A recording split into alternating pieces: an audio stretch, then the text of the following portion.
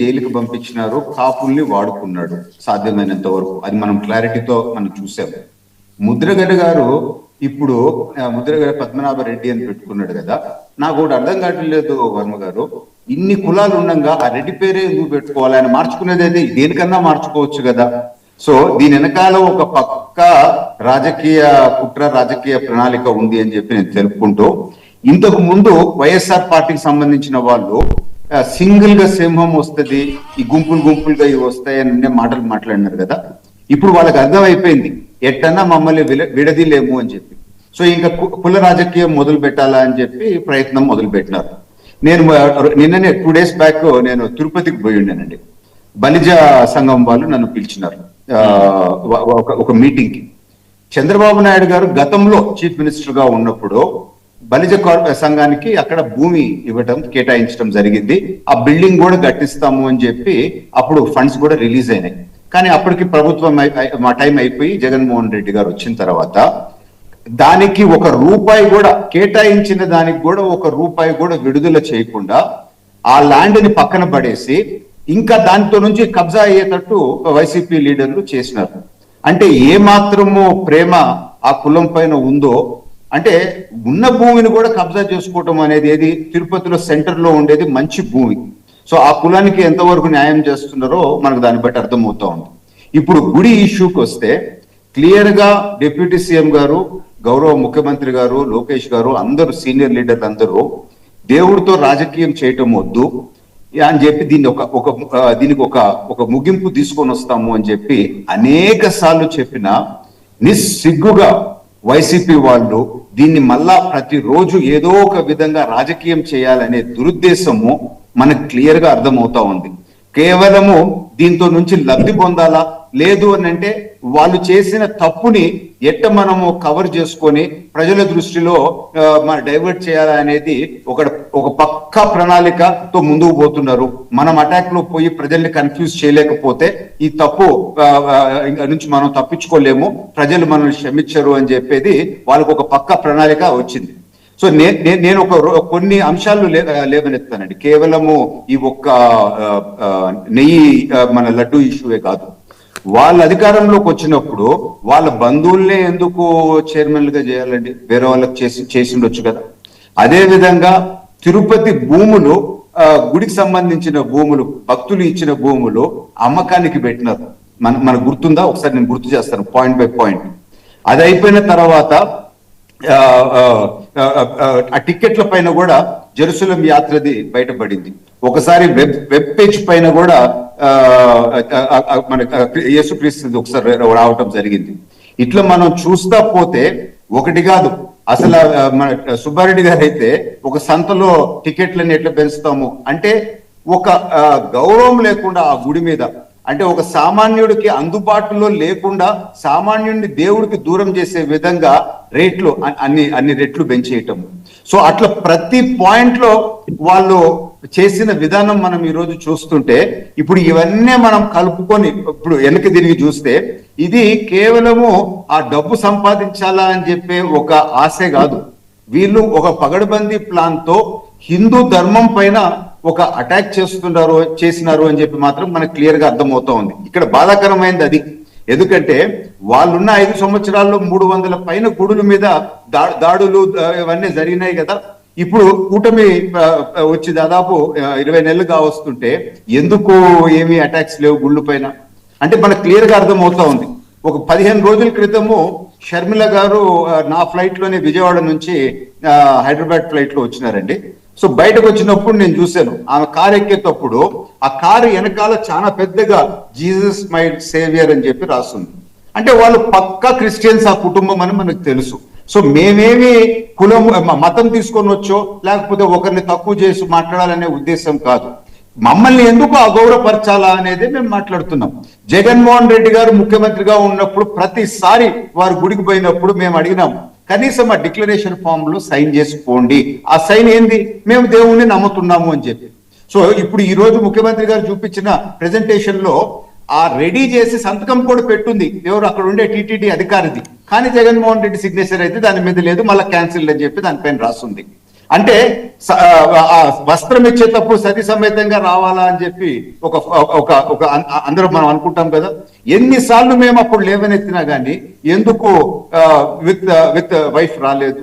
So అక్కడ ఇచ్చిన మనం తీర్థమో లేకపోతే ప్రసాదమో ఇచ్చినప్పుడు అది వాళ్ళకి వాళ్ళు తీసుకోరు.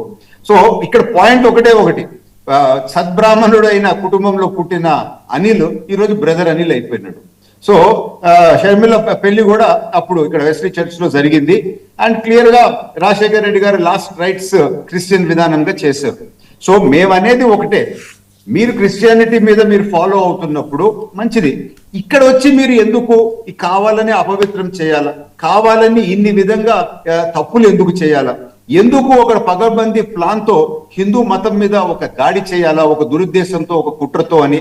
ఇదే బాధాకరం అని చెప్పి ముఖ్యమంత్రి గారు చెప్పడం జరిగింది. ఈ రోజు ఉప ముఖ్యమంత్రి గారు కూడా చెప్పడం జరిగింది. సో ఇది ఒక పగడ్బందీ ప్రణాళిక ప్రకారం వీళ్ళు చేశారు. కేవలము ఆ డబ్బు సంపాదించాలా 200 కోట్లు అనేది కాదు. దేవదేవుడి దగ్గర లేని డబ్బు ఎవరి దగ్గర లేదు. ప్రతిరోజు కోట్లు వస్తూ ఉంది. ఆడ ఒక 100 రూపాయలు కేజీకి మిగిలించాల్సిన అవసరం ఉందా?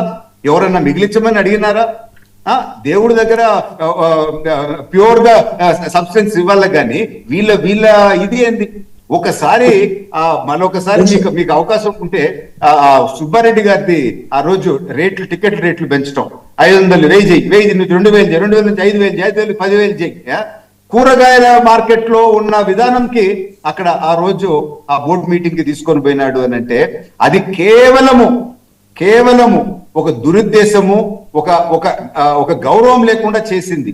సో వారి మిసెస్ చేతిలోనే ఈ రోజు ముఖ్యమంత్రి గారు చెప్పింది అదే కదా, బైబిల్ కూడా చేతిలో ఉండింది అని చెప్పి. సో ఇప్పుడు వెనక్కి తిరిగి చూస్తుంటే వర్మ గారు ఇదంతా ఒక పగడ్బందీ ప్లాన్ తో అనేక దగ్గరల తిరుమల ఇది ఒకటి బయటకు వచ్చింది.